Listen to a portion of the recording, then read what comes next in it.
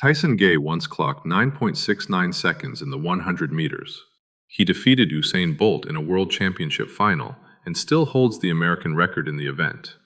Today, he is watching a new name explode across the sprinting world, Gout Gout, a 17-year-old from Australia who just ran 9.99 seconds and captured global attention. And instead of praise or excitement, Gay has a warning for him. A message shaped by years of experience and painful lessons. Right now, Gout Gout is the center of attention.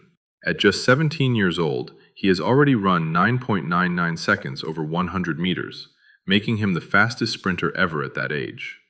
The internet reacted instantly. Fans began drawing comparisons to Usain Bolt, while coaches labeled him as a once-in-a-generation talent. But there is something people are not emphasizing enough. Being the fastest teenager in the world is not the same as being prepared for what comes next. Those are two entirely different realities, and Tyson Gay understands the price of that difference better than most. Back in 2007, at the World Championships, Gay stepped onto the track and delivered a performance that stunned everyone. He won both the 100 meters and the 200 meters at the same championship, a rare and dominant achievement. In the 100 meters, he defeated Asafa Powell, who was the world record holder at the time. In the 200 meters final, he beat a young Usain Bolt. Gay was not simply winning races, he was controlling them. The following year, at the 2008 U.S. Olympic trials, he showed just how fast he could be. In the quarterfinals, he ran 9.77 seconds. Then, in the final, he recorded 9.68 seconds, still the fastest wind-assisted time ever run over 100 meters. According to his coach at the time, the stadium erupted the moment that time appeared on the scoreboard. Heading into the Beijing Olympics, Gay was the second fastest man in the world, with only Bolt ahead of him. Then came the moment that changed everything. Bolt dominated not just Gay, but the entire field. For Gay, standing in his lane and watching Bolt pull away, despite executing everything correctly, became a defining experience. He later admitted that his technique was solid, his preparation was right, and everything unfolded exactly as planned. But it still was not enough. That realization is something Gout Gout has yet to face, but inevitably will. Even before competing directly against Bolt, Gay had to deal with Asafa Powell. And Powell delivered the first brutal lesson of elite sprinting. He did not rely on strategy or mind games. Instead, his strength was simplicity, an explosive, flawless start. By the time others reacted, he was already ahead. Gay described it clearly. If Powell executed the first 30 meters cleanly, the race was effectively over. Not because others slowed down, but because chasing him disrupted their rhythm. Athletes would tense up, shorten their stride, and lose fluidity. Meanwhile, Powell simply maintained his pattern from the first step to the finish. This is exactly the kind of situation waiting for Gout Gout. At the moment, he is the one studying others, analyzing their races. But once the world recognizes him as a genuine threat, everything will change. Coaches from powerhouse nations will begin analyzing his races frame by frame. They will search for weaknesses, and they will find them. Tyson Gay's own coach, John Smith, openly addressed this in 2016. He pointed out that Gay was extremely comfortable chasing opponents in the latter part of a race, but often gave up too much ground at the start. And at the highest level, that is a critical flaw. You cannot always make up that distance. If that limitation existed for Gay in his 30s, it will become a factor for Gout Gout as soon as the competition has enough data on him. And this is where the reality becomes even more uncomfortable. Some of Gay's most difficult races did not come against Bolt or Powell, but against his own teammate, Justin Gatlin. Both athletes came from the same system, represented the same country, and carried similar expectations. But when Gatlin returned from a 4-year doping suspension and lined up beside Gay, none of that history mattered. What mattered was performance in that moment. Gatlin forced competitors into immediate decisions. His start was aggressive, efficient, and direct. Athletes had to choose, remain disciplined and trust their race plan, or respond early and risk losing control later. Many chose to respond, and most paid the price for it. This is exactly the kind of pressure Gout Gout has not yet experienced. Right now, he is surrounded by support, admiration, and excitement. Everyone is celebrating his rise. But the moment he transitions from a promising talent to a legitimate contender, everything around him will shift. The competition will become more intense, more calculated, and far less forgiving. And those rivals will not only come from famous international names. Sometimes the toughest battles happen much closer to home. Tyson Gay learned that lesson in one of the hardest ways possible. In 2013, he tested positive for a banned substance. The result was a 1-year suspension, but the consequences went far beyond missing competition. He lost his momentum, his reputation, and the foundation he had built over years of discipline and performance. Although he eventually returned to the track, he was never quite the same athlete again. By 2016, at 33 years old, he opened his season with a 10.08-second run, a time that earlier in his career would have been considered disappointing. Now it was something he accepted as part of a difficult reality. The same athlete who once ran 9.68 seconds was now focused simply on staying healthy enough to compete. Gay spoke about it honestly. He admitted that injuries and missed training sessions had taken their toll.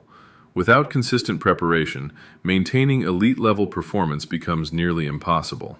And that is a truth that applies to every sprinter, no matter how talented they are. This is another reality that Gout Gout has not yet faced, but eventually will. Because talent alone is never enough at the highest level. Consistency, discipline, health, and resilience matter just as much, if not more. And while one young athlete is just beginning to step into this world, another has already started rewriting history in a completely different way. For decades, one barrier in collegiate track and field had remained untouched. Breaking 20 seconds in the 200 meters indoors was considered nearly impossible for a college athlete. It had never been done, not once. That changed on March 14, 2026. At the Randall Tyson Track Center in Fayetteville, Arkansas, Garrett Calland achieved something that redefined expectations. He ran 19.95 seconds in the indoor 200 meters. The crowd reacted instantly, understanding that they had just witnessed something historic. Calland was born on January 25, 2004, in Georgia, but he grew up in San Antonio, Texas. His introduction to track and field came from a simple observation: he had too much energy to sit still.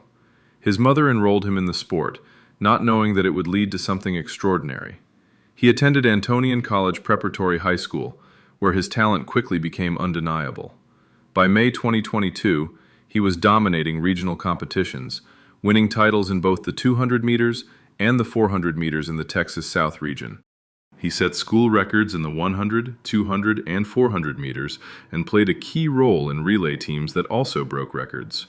By the time he graduated, he had been named Athlete of the Year at his school and was considered the fastest recruit in the entire state of Texas. His personal bests at that stage were already impressive: 10.51 seconds in the 100 meters, 20.66 in the 200 meters, and 46.88 in the 400 meters. Naturally, college programs across the country showed strong interest. Calland ultimately chose the University of Nebraska to continue his development. His progression there was steady and noticeable. As a freshman, he ran 20.65 seconds in the 200 meters. In his sophomore year, he improved significantly, lowering that time to 20.25 seconds. That performance earned him second-team All-American honors at the NCAA Championships. But even with that success, Nebraska was not where his story would reach its peak. In August 2024, the University of Southern California made a key move by hiring Brent Emanuel as their sprints and hurdles coach. Emanuel had previously worked with Calland at Nebraska, and their partnership had already proven effective. Calland made the decision to follow him to USC, and that decision changed everything. At USC, it was not just the coaching that elevated him, it was the entire environment. The culture within the team, the mindset of the athletes, and the level of belief surrounding them created something different. Calland himself later admitted that the confidence he saw in his teammates was unlike anything he had experienced before. That belief became contagious. But behind that confidence, there was also intense technical work taking place, especially in one critical area: the start. Calland had always been exceptionally strong in the latter stages of a race. His ability to accelerate and maintain speed made him dangerous in the final stretch. However, his early phase, particularly the first 60 meters, often put him at a disadvantage. He would fall behind early and then spend the rest of the race trying to recover. Coach Emanuel identified this as the key issue limiting his potential. Through countless repetitions and focused training sessions, they worked to refine his start.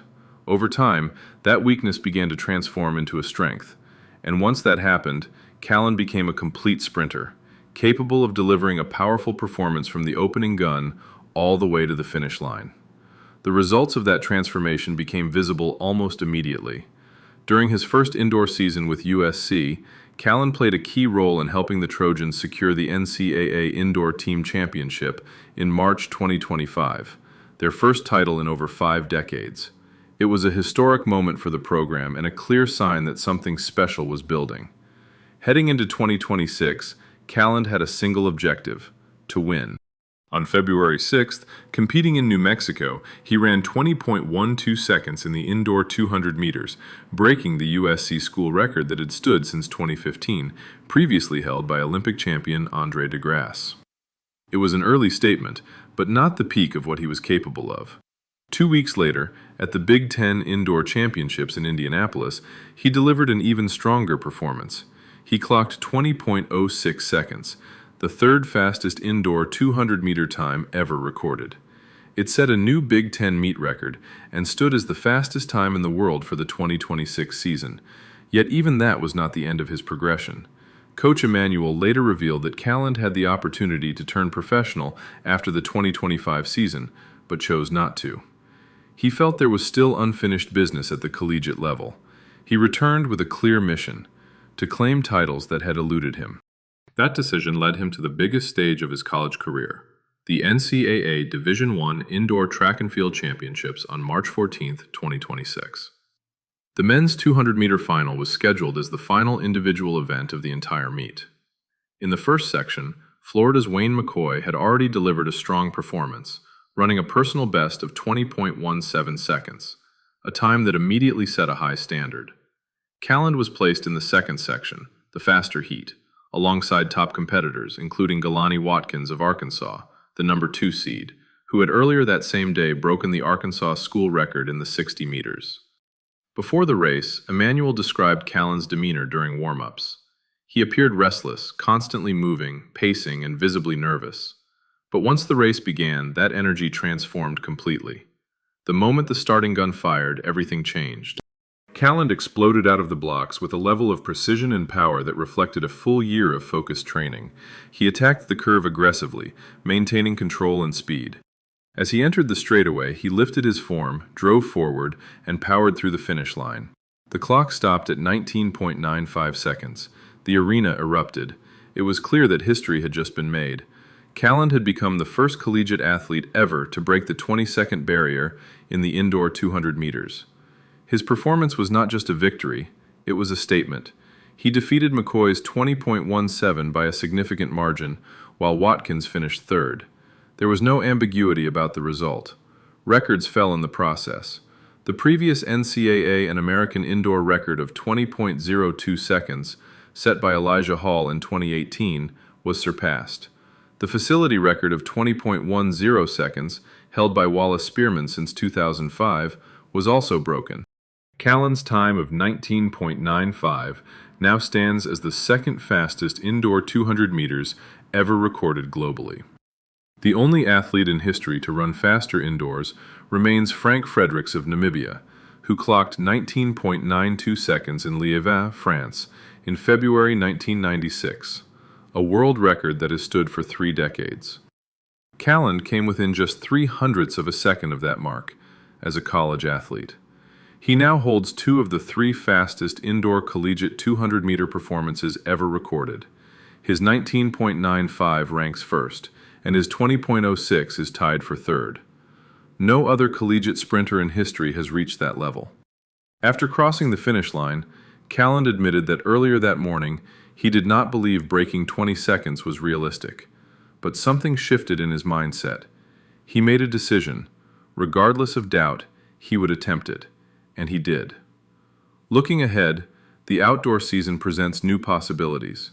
His personal best outdoors already stands at 19.96 seconds, and the indoor world record remains within reach. At just 22 years old, his potential ceiling is still unknown. At the same time, another young athlete was making headlines in a different event. Jordan Anthony entered one of the most competitive indoor meets in the United States and delivered a performance that shocked the sprinting world. At 21 years old, in his first professional season, he faced elite competition, including an Olympic champion, and remained completely composed throughout. On March 1st, 2026, at the Ocean Breeze Athletic Complex in Staten Island, New York, the USATF Indoor Championships hosted a men's 60-meter final that few expected to unfold the way it did. The lineup featured some of the biggest names in the sport. Trayvon Bromell, a former world indoor champion known for his explosive starts; Noah Lyles, the reigning Olympic gold medalist in the 100 meters, a multiple-time world champion in the 200 meters, and arguably the most recognizable figure in American track and field. And then there was Jordan Anthony, a newcomer, relatively unknown at the highest level, a young athlete from Tylertown, Mississippi, whose original dream had nothing to do with sprinting at all. When the race began, Anthony reacted instantly. He burst from the blocks, reached the 30-meter mark in control, and maintained his advantage all the way to the finish. He crossed the line in 6.45 seconds. Bromell followed in 6.47 seconds. Lyles finished third in 6.51. The result was undeniable. The newcomer had defeated the established champion. To fully understand the significance of that moment, it is important to recognize who Noah Lyles is. He is not simply a fast sprinter. He is a dominant force in the sport. He won Olympic gold in the 100 meters at the 2024 Paris Games, ending a long period without American victory in that event. He also holds the American record in the 200 meters with a time of 19.31 seconds, set at the 2022 World Athletics Championships. Beyond his performances, Lyles has built a powerful public presence. His personality, confidence, and signature celebrations have made him a cultural figure within the sport. Before 2026, Lyles had not competed in the USATF Indoor Championships for more than 9 years. His last appearance was in 2018, where he finished 9th. So when he returned in 2026, he did so with confidence and a clear intention to dominate. He openly stated that he would not allow anyone to take his position lightly. He planned to compete aggressively from the very beginning of the season and made it clear that he feared no competitor. And yet, on that day, he was beaten by a 21-year-old in his first professional season. What makes Anthony's story even more unusual is that sprinting was never his original path. He was a wide receiver,